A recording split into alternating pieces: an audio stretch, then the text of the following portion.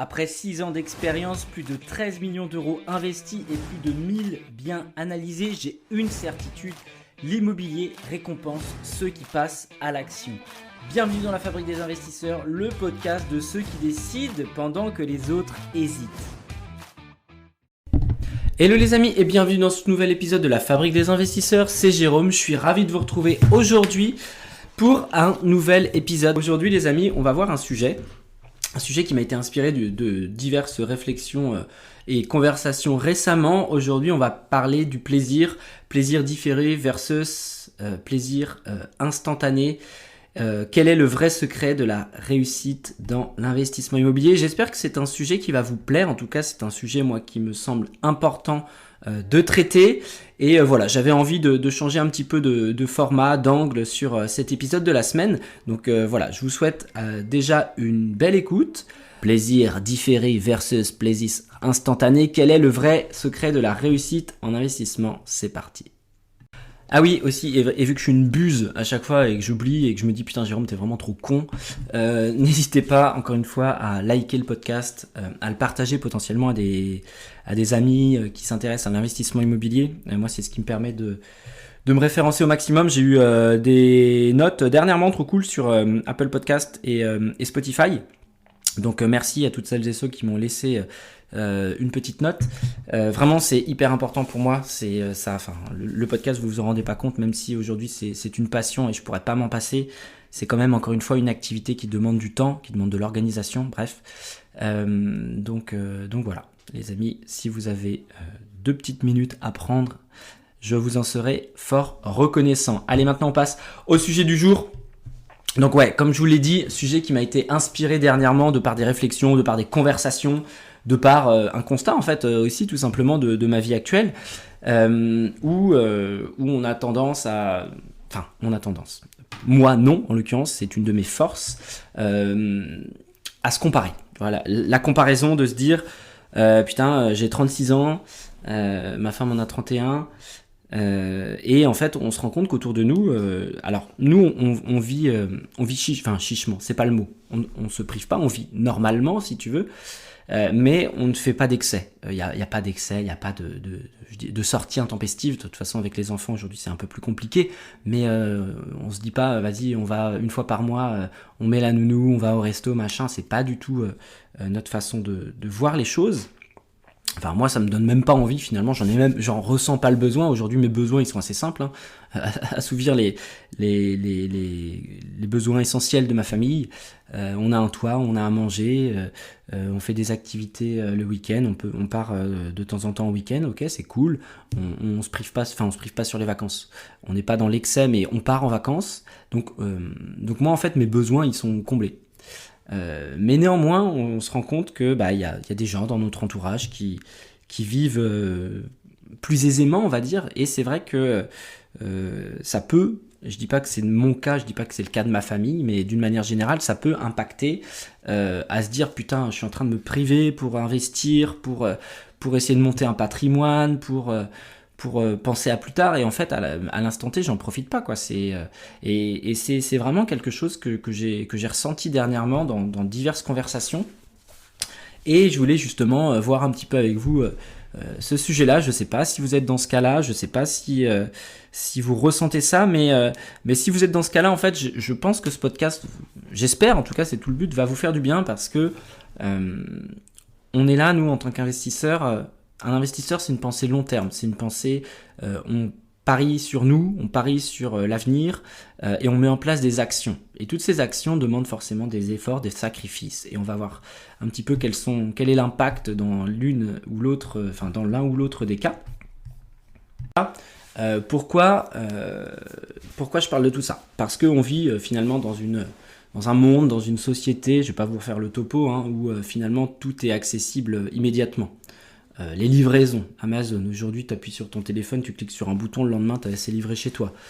Tout ce qui est streaming, voilà, on est dans une société, alors je vais pas faire de clichés, mais bref, vous le savez aussi bien que moi, une société de consommation, une société où on a besoin de tout de suite, et finalement on en perd l'essence même de la patience.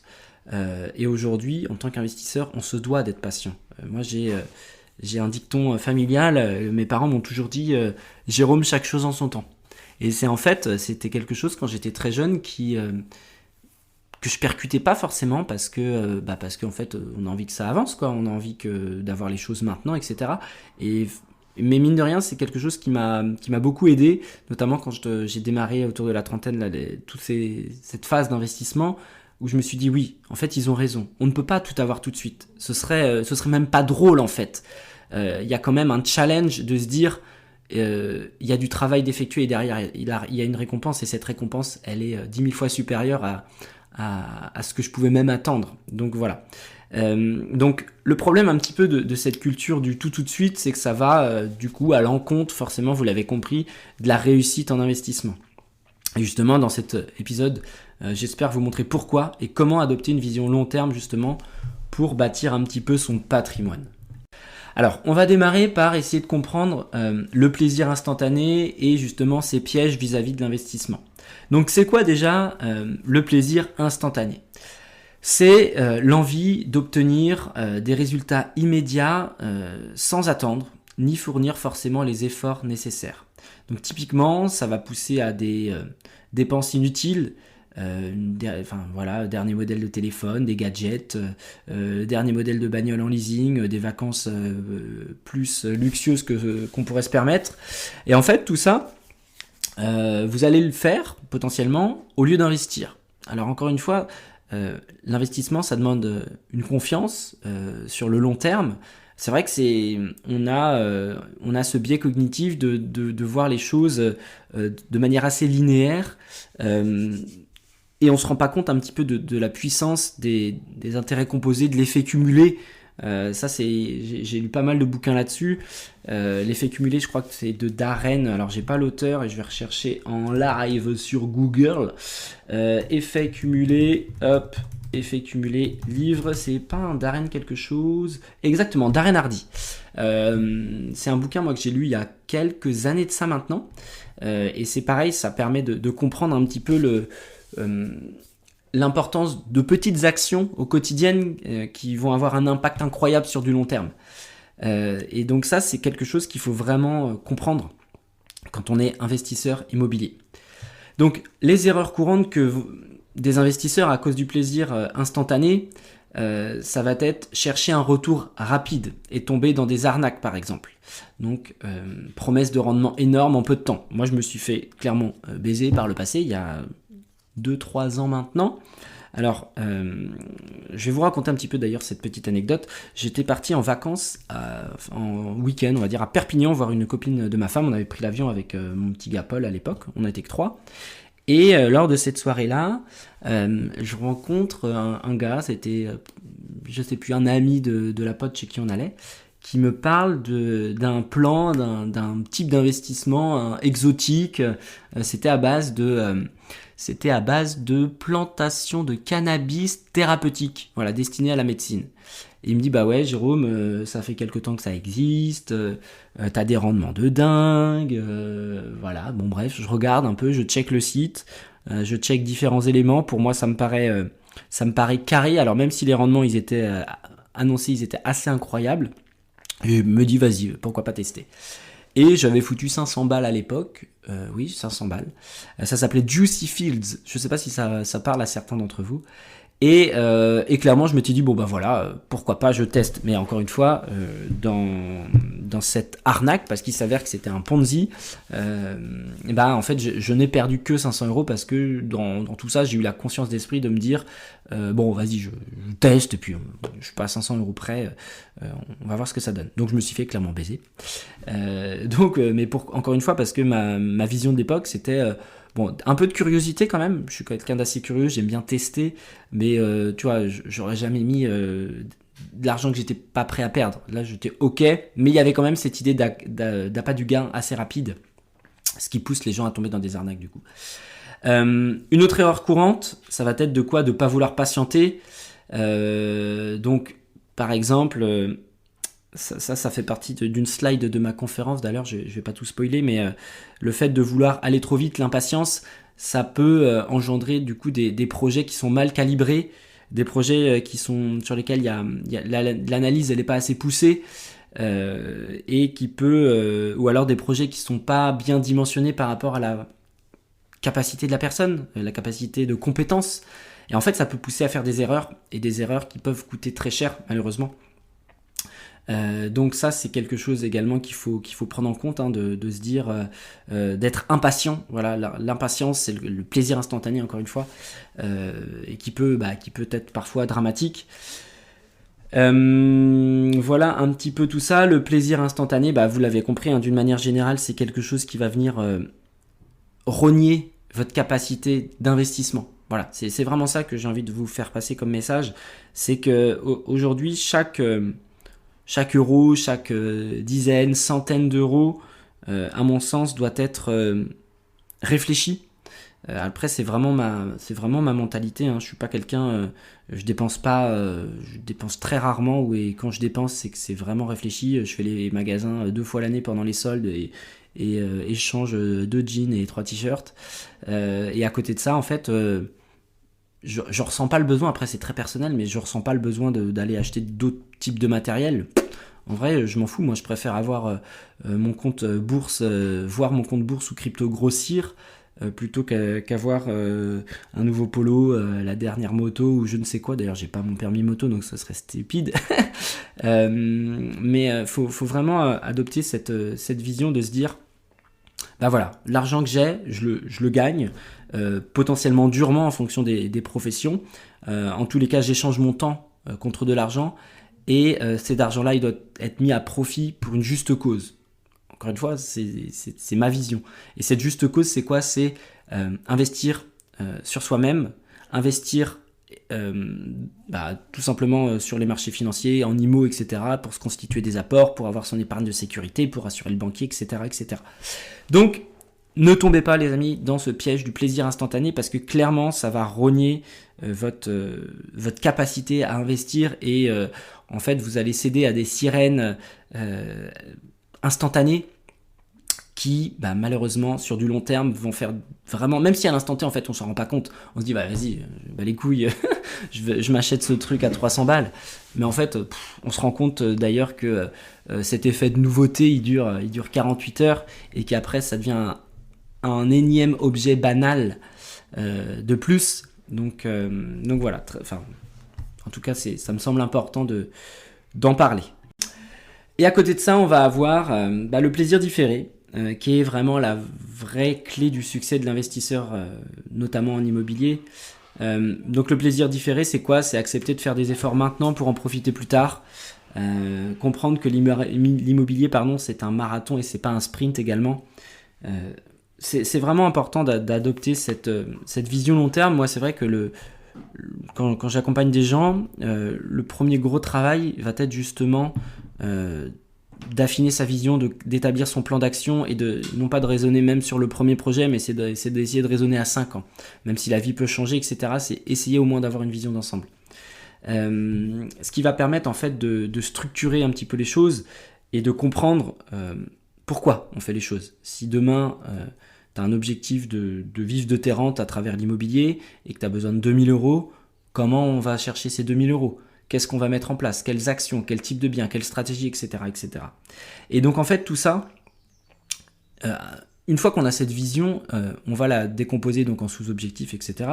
Et à partir de là, les efforts que l'on va fournir vont nous sembler OK, parce qu'on sait pourquoi on fait les choses. Donc c'est important pour moi, sur l'aspect plaisir différé, également de savoir où on va, parce que sinon en fait ça n'a pas de sens. On se dit à quoi ça sert tout ça ? Je vous prends un exemple très concret. Moi, l'appartement de Rennes là, dont je vous parlais en début de podcast, où j'ai les soucis là, sur l'aération, pont thermique ou moisissure, quel est le mot, peu importe. Je me suis toujours promis, cet appartement-là me financera le tour du monde que je vais faire en famille. Voilà, ça fait partie de mes objectifs de vie, c'est mon rêve ultime, pouvoir prendre 6 mois, 1 an, et de voyager avec ma femme, mes enfants, partout, où on peut en tout cas. Et en fait, je me suis toujours dit, cet appartement-là, il me servira à ça, que le jour où je l'arbitrerai. Et donc, j'ai été OK en fait, j'ai été OK déjà à faire les travaux, une grosse partie par moi-même. Là, j'ai eu un switch locataire il y a 6 mois de ça, j'ai refait un grand nombre des peintures, etc. Sur le coup, forcément, ça me fait chier. J'ai pas que ça à foutre, passer mon samedi entier avec l'aide de mes parents à repeindre l'appart parce que les précédents l'ont dégueulassé. Ça me fait pas plaisir. Clairement, j'ai autre chose à faire. Je préfère passer du temps chez moi ou en famille. Mais en fait, quand je me suis décalé un petit peu de cette réalité de l'instant T qui était pas cool, je me suis dit, ok Jérôme, souviens-toi pourquoi t'as acheté cet appart. Souviens-toi que cet appartement-là, dans 5 ans, dans 6 ans, tu pourras en dégager facilement 50 000 euros et que ça va te permettre de faire ce voyage. Et en fait, à partir du moment où vous adoptez justement cette vision long terme, les efforts, vous allez davantage les supporter. Et c'est hyper important de savoir où on va pour pouvoir faire les efforts à l'instant T. Et je vais maintenant vous faire un petit parallèle avec la bourse. Alors aujourd'hui, moi ça fait mon PEA, j'ai fêté les 5 ans de mon PEA d'ailleurs il y a à peu près un mois de ça, donc c'est cool, hein. 5 ans ça passe très vite. Quand je vois la plus-value latente de mon portefeuille, je me dis que j'ai bien fait de démarrer à cette période-là. Et je vais vous faire un petit parallèle avec la bourse, parce que j'investis en bourse, donc vous l'avez compris depuis un peu plus de 5 ans. Et en fait, la bourse c'est un peu pareil, c'est-à-dire que ça met beaucoup de temps à décoller. Comme l'IMO, hein, en fait, il y a une période qui est très plate, qui est flat, en fait. On mouline beaucoup dans la semoule, hein, notamment. Alors, je retourne sur la partie immobilière. On mouline beaucoup dans la semoule au début. Là, j'ai plusieurs élèves là qui me disent putain, Jérôme, je trouve pas. Je dis mais t'inquiète, là aujourd'hui, tu es en train de poser tes bases, tu es en train de faire ton réseau, tu es en train de te montrer, tu es en train c'est ok, c'est normal de passer peut-être 1 mois, 2 mois, 3 mois parfois sans avoir la pépite qui va tomber. Mais je dis t'inquiète pas, aie confiance au processus, c'est quelque chose qui va payer. Et en fait, ce travail en amont qui est fastidieux, qui peut l'être et qui peut parfois ne pas l'être, on peut tomber au bon endroit au bon moment, mais faut être ok avec le fait de se dire il y a des efforts, il y a des visites, il y a du temps qui est consacré, etc. Et ça paye pas, et on a l'impression que ça n'avance pas. Et un jour, comme par magie, tu vois, c'est vraiment toujours pareil, c'est comme par magie, mais sauf qu'il n'y a pas de magie en réalité. Il y a le téléphone qui sonne et puis Monsieur Rubin, j'ai le projet que vous recherchez depuis longtemps. Boum, et là c'est parti. Et là on commence à entamer la partie exponentielle. Et en fait, je retourne sur la partie bourse. On s'en rend pas compte, mais du pouvoir justement des intérêts composés, si je reprends cet effet cumulé, là je vous ai sorti comment dire des petits chiffres qui me semblaient intéressants sur la partie bourse. Alors donc je suis parti sur un horizon de placement à 30 ans. Donc aujourd'hui, je sais pas quel âge vous avez, mais la majorité de mes auditeurs, c'est entre 25 et 40, on va dire. Donc horizon 30 ans, ça va, ça me paraît réglo. J'ai mis 3 000 euros en capital initial investi sur une épargne mensuelle à 300 euros, qui correspond finalement 300 euros d'épargne mensuelle, c'est le chiffre moyen des Français. Voilà, un Français en moyenne met 300 balles de côté par mois. Sur un intérêt à 8%. Et donc en fait, on se rend compte que au bout de 30 ans, on a versé 111 000 euros, et par contre on a eu 327 000 euros d'intérêt. Voilà, à 8%. Donc bien sûr, la bourse, c'est pas linéaire, hein. Il y aura des moments où ça va prendre peut-être 15% dans l'année et des moments où ça en prendra 2%. Voilà, mais d'une manière générale, moi, je suis hyper confiant sur la bourse. Et donc, tout ça pour dire que cette vision long terme, en fait, 300 balles, on peut facilement les cramer par mois. On peut facilement se dire, vas-y, on va au resto, on fait ça, on fait ci. Alors l'idée c'est pas non plus de se priver à 100%, c'est de trouver le juste milieu, mais je pense que mettre 300 euros de côté quand on a un salaire aux alentours des 2000 euros, c'est largement à la portée de n'importe qui. D'ailleurs, quand je gagnais à l'époque, quand j'étais opticien, quand j'ai démarré, je gagnais 1400 euros, j'ai gagné 1400, 1500 pendant très beaucoup trop longtemps d'ailleurs, et j'arrivais à mettre entre 3 et 400 euros de côté. Et tout ça en étant propriétaire de mon appartement, et en ayant des mensualités de crédit à l'époque aux alentours des 500 euros, je crois. 500, 550, un truc comme ça. Donc en fait, j'y arrivais. Donc je sais, même qu'avec un petit salaire, alors aujourd'hui, peut-être que les choses coûtent un peu plus cher, mais les salaires ont aussi un peu augmenté. Donc l'un dans l'autre, je me dis que ça se compense. Donc voilà, mais adopter vraiment cette vision long terme. Et en fait, quelqu'un dans ce postulat de mettre 3000 balles et de mettre à l'instant T et de mettre 300 euros, en fait, en 30 ans, on s'enrichit de 327 000 euros sans avoir rien fait. Donc c'est quand même assez exceptionnel aussi de prendre ce point de vue-là. Donc voilà, cet intérêt de la vision vraiment long terme. Quel est maintenant l'impact du plaisir différé sur la liberté financière ? Tous les grands investisseurs ont forcément une vision long terme. Donc il y a Warren Buffett qui disait « Le temps est l'allié des investisseurs patients ». Et pour en revenir à mes actualités récentes, vous le savez forcément, je suis parti en séminaire MMA là, il y a 3 semaines de ça avec les Gentlemen Investisseurs. Donc je vous en ai déjà parlé sur les ondes, mais c'était une semaine absolument géniale. Vraiment, c'était trop bien. Et en fait, moi, c'est vrai que comme modèle, Tony et Yann m'inspirent énormément. C'est vraiment pour moi une source d'inspiration, j'ai envie de dire, quotidienne. Et de les avoir côtoyés pendant une semaine, ça m'a encore renforcé le fait de me dire, je suis sur la bonne route. Pour moi, ce sont des exemples dans leur domaine. Et en fait, converser avec eux, voir un petit peu approfondir encore, parce que certes ils partagent beaucoup à travers les réseaux, à travers les podcasts, que ce soit Tony tout seul sur Une vie de liberté ou bien les deux sur les Gentlemen Investisseurs, et en fait les avoir côtoyés pendant une semaine avec des conversations, des conversations de comptoir, je me suis dit putain Jérôme, t'es sur la bonne voie, t'es vraiment sur la bonne voie. J'avais déjà un mindset et une façon de voir les choses assez claire, hein. Et finalement les avoir côtoyés, ça m'a encore plus renforcé sur en fait je peux être serein sur l'avenir si je continue à faire les choses. Alors est-ce que j'atteindrai leur niveau, j'en sais rien, parce qu'ils ont quand même des niveaux très avancés, mais en tout cas essayer de m'en rapprocher au maximum. Et en vrai aujourd'hui si j'arrive à me rapprocher de ce qu'ils ont réussi à construire, en fait je suis refait, parce que c'est, pour moi aujourd'hui ils ont une vie sur le papier, encore une fois, hein. Il y a toujours des galères, il y a toujours des trucs à arriver, mais une vie inspirante en tout cas. Voilà, une vie qui m'inspire, c'est vraiment le mot, m'inspire. Donc voilà, et ça m'a vraiment renforcé sur le fait de me dire ok Jérôme, à l'instant T, ouais, tu vis pas, je vis pas dans l'excès, loin de là, et ce sera pas forcément mon but plus tard, mais d'avoir ce choix, d'avoir cette capacité de se dire peut me le permettre. Et en fait, c'est ce côté qui revient souvent, c'est la permission. Que quand on est salarié, on est obligé de demander la permission. Est-ce que je peux prendre des vacances ? Est-ce que je peux terminer plus tôt ? Est-ce que je peux ? Et en fait, cette permission-là, une fois qu'on est indépendant, on n'a plus à la demander déjà, donc c'est déjà un grand écart par rapport à cette ancienne vie de salarié. Mais par contre, financièrement, il y a aussi des choses qui rentrent en jeu.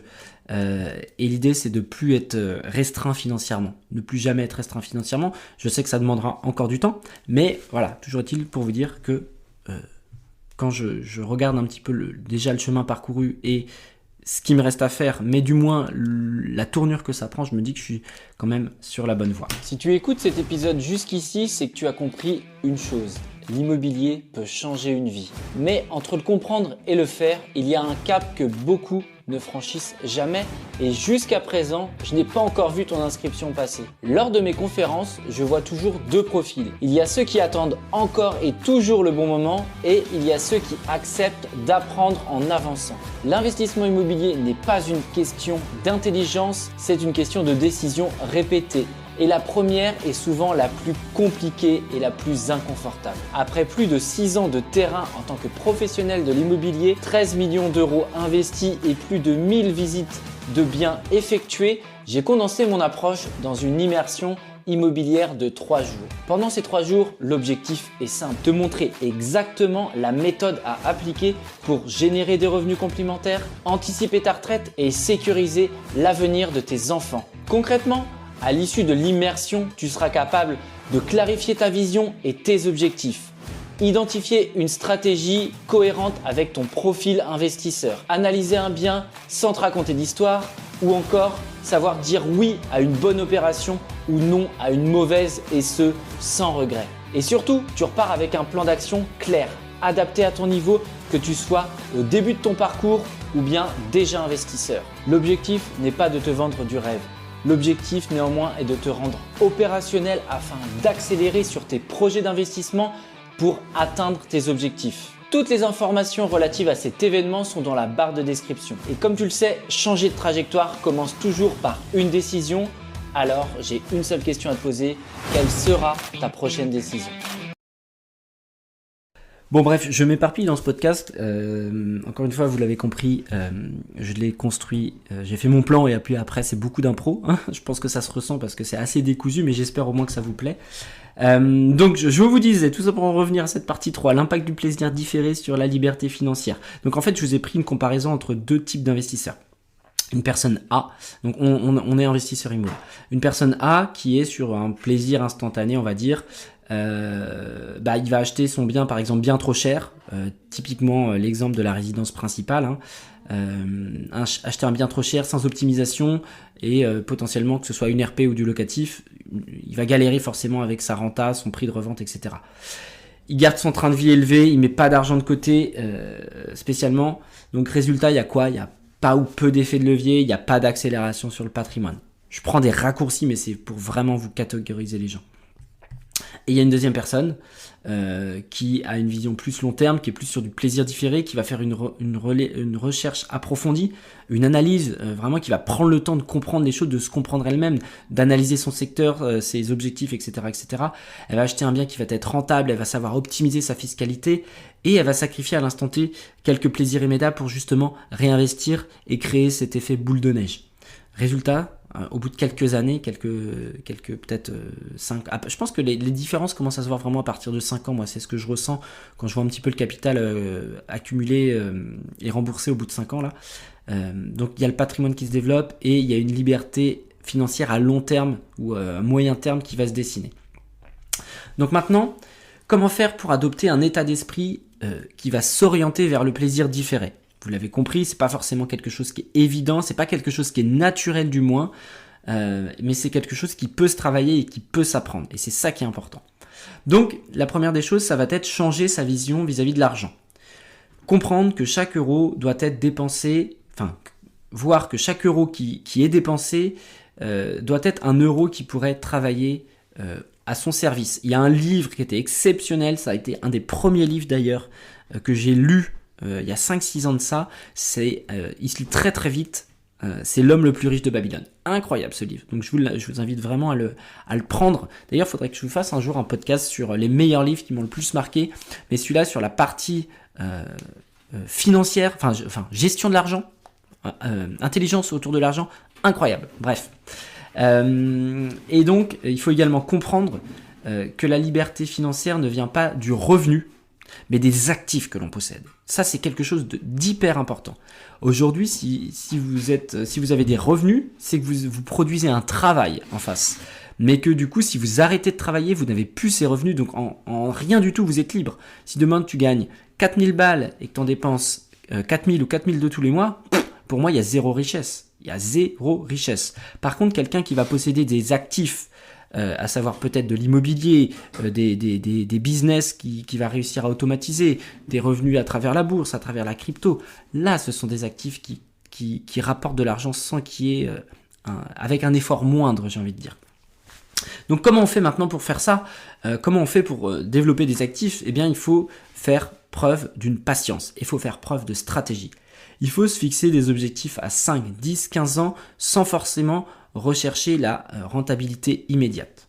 Ça me fait penser, je suis vraiment bavard aujourd'hui, hier je déjeunais avec une personne de ma ville qui m'a invité au restaurant d'ailleurs, qui cherche à investir dans l'immobilier.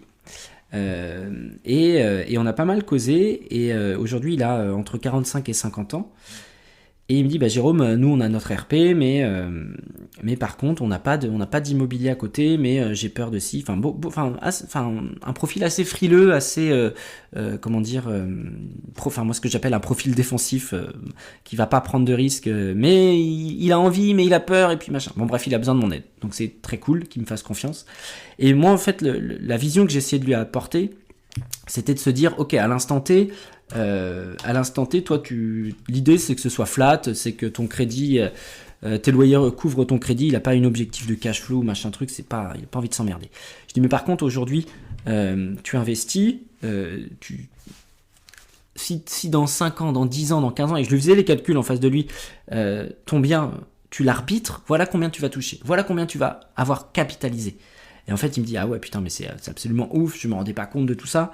Et en fait, c'est vraiment ça, de se dire que certains sacrifices et efforts vont être temporaires, mais qui vont à terme mener à une vie plus libre. Moi, je l'ai vécu, encore une fois, quand j'ai acheté mon premier appart à 21 ou 22 ans, que je l'ai arbitré, donc je l'ai acheté en 2010, je l'ai arbitré en 2021, quand sur mes comptes, j'ai pris une somme à plus de 6 chiffres, je peux vous dire que ça m'a fait très bizarre.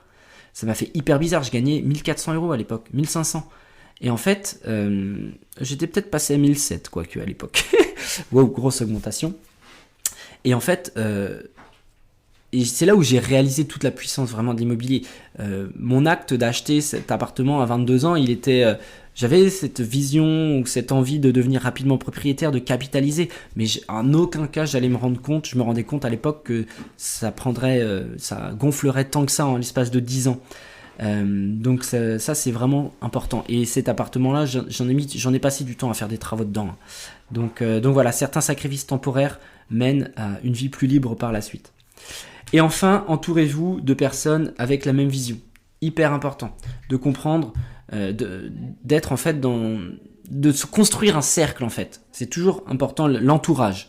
On a le fameux proverbe qui nous dit on est la moyenne des 5 personnes qui nous entourent.